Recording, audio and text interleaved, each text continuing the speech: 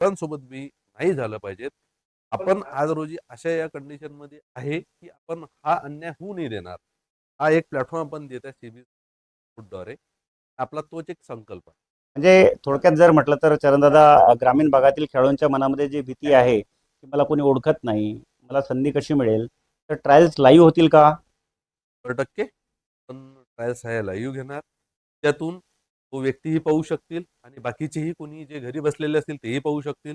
तसेच जे चांगले राहतील प्लेयर आपण तशाच प्लेयरला घेणार, जेणेकरून त्यांच्यावर फ्रँचायझी जी आहे ती चांगली बोली पण लावू शकते. म्हणजे तसं म्हटलं तर 12 फ्रँचायझी आपल्या घरून या खेळाडूंचं प्रदर्शन लाईव्ह पाहतील आणि ते सुद्धा सुचवतील की सिलेक्शन कमिटीला की आम्हाला या खेळाडूमध्ये इंटरेस्ट आहे, आम्ही याला घेऊ इच्छितो.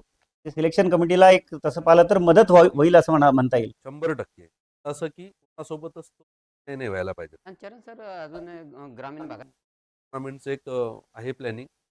तो हाच आहे, मुलं हिच्यातून समोर जावे.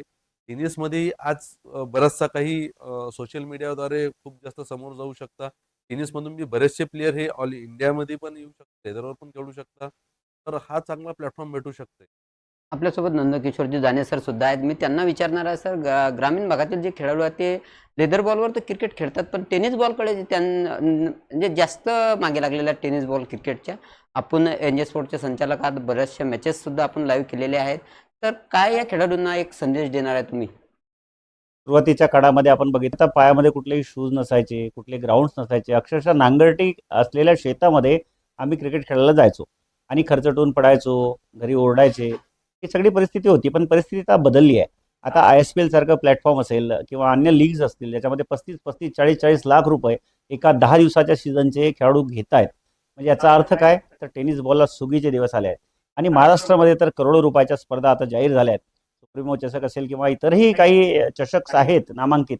परंतु तसं पाहिलं तर या सर्व चषकांचा इतिहास बघितला तर एक खंत कुठेतरी मनामध्ये होती की बुलढाणा जिल्हा मागे का, आपला जिल्हा हा मागे का.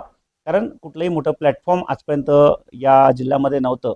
परंतु जेव्हा आमचे सहकारी असतील, आदरणीय नितीन सर असतील, मंगेश सर असतील, उमेश सर असतील, उमेश पुंडे सर असतील, वानकडे सर असतील, हे सर्व जेव्हा एकत्र आलेत आणि सगळ्यांच्या डोक्यामध्ये कन्सेप्ट आली की जे सुगीचे दिवस कदाचित आमच्या काळामध्ये असते तर कदाचित आम्ही सुद्धा लाखोचे पॅकेज घेतले असते. परंतु आज बुलढाणा जिल्ह्यातील खेळाडूंना तो टॅलेंट आमच्यामध्ये आहे, पण एक्सपोजर नाही आहे. मग एक्सपोजर मिळेल कुठून, तर CB cup, champions battle cup हा उभा करायचा आणि ह्या स्पर्धेला या दर्जापर्यंत न्यायचं की राष्ट्रीय खेळाडू या स्पर्धेतनं घडले पाहिजे. टेनिस बॉल क्रिकेटला सुगीचे दिवस आहेत. ते सुगीचे दिवस आता बुलढाणा फार मोठा इतिहास त्यांच्या मागे आहे की ज्यांना फार काही इन्फ्रास्ट्रक्चर नाही. अमरापूरचा हार्दिक पांड्या, ज्याला नावाने ओळखलं जातं, अकरम काजी, अगदी मोटरसायकलवरती प्रवास करणारे खेळाडू आहेत. तासन तास प्रवास करतात. परंतु आज पैशाच्या तुलनेमध्ये म्हटलं तर जिल्हा कुठेतरी माघारलेला आहे.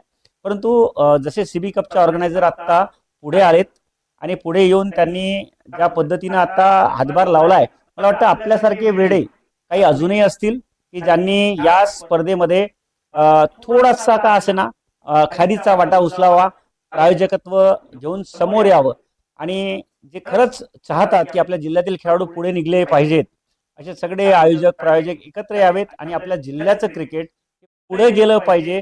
याकरता CB कप ऑर्गनायझिंग कमिटी दिवस रात्र एक करते. आम्ही तयारीला लागलो आहे तुमच्यासाठी. मी तर म्हणेल आपल्या स्पर्धेची टॅगलाईन आहे, लावा ताकद, लागा तयारीला. अगदी बरोबर. ट्रायल्स रजिस्ट्रेशन्स होतील.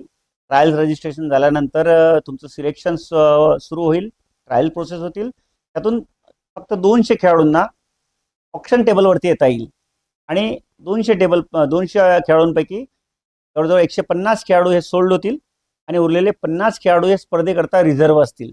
रिझर्व्ह का असतील, कारण स्पर्धा फार लांब आहे आणि स्पर्धा लांब आहे. आम्ही मागील सातत्यानं 3-4 दिवसापासून अनेक मैदानांची पाहणी करतोय. प्रयत्न चाललाय one of the best ground आपल्याला उपलब्ध करून द्यावं. अगदी काहीच दिवसामध्ये त्या मैदानाची सुद्धा घोषणा होईल. आपल्यासाठी CB कप एक पर्वणी आहे. जर या स्पर्धेच्या मानक तत्वांबद्दल जर बोलायचं झालं तर या स्पर्धेला आपण समालोचन कक्षामध्ये तसं पाहिलं तर इंडिया कपला ज्यांनी रिप्रेझेंट केलं मिस्टर RJ ओम हे सुद्धा उपलब्ध असतील. जोडीला असतील अनिकेत बामंदे सर, त्या जोडीला असतील चौधरी सर. एक चांगलं कॉमेंट्री पॅनल असेल. जोडीला VCA सर्टिफाईड अंपायर्स. म्हणजे आज आपण बघितलं की अनेक स्पर्धांमध्ये पंचगिरी तशी फारशी महत्त्वाची आहे, परंतु तेवढी सुमार कामगिरी बघितल्यानंतर असं वाटतं की पंचगिरी फार इम्पॉर्टंट घटक असेल. तो CB कप 2026चा एक आत्मा असेल आणि 5 पंच असतील. इव्हन या स्पर्धेकरता आपण बघतोय की करप्शन कोड ऑफ कंडक्ट पण आपण लागू केलाय. तर या सर्व तयारी बघता मला असं वाटतं की ग्राउंड सुद्धा त्याच तोडीचं असेल. तर आपण स्पोर्ट्सकॉटच्या माध्यमातून CB कपबद्दल माहिती घेतली आहे आणि आपल्यासोबत जुळलेले होते चरणसिंग बोराळे सर, जे 2000 वर्ल्ड कपमध्ये नेट गोलंदाजी केली विदेशी खेळाडूंना. तसे NJ स्पोर्ट्सचे संचालक नंदकिशोरजी जाने हे सुद्धा आपल्यासोबत होते. तर पुन्हा भेटूया CB कपच्या सुरुवातीला आणि पहिल्याच मॅचमध्ये. नमस्कार.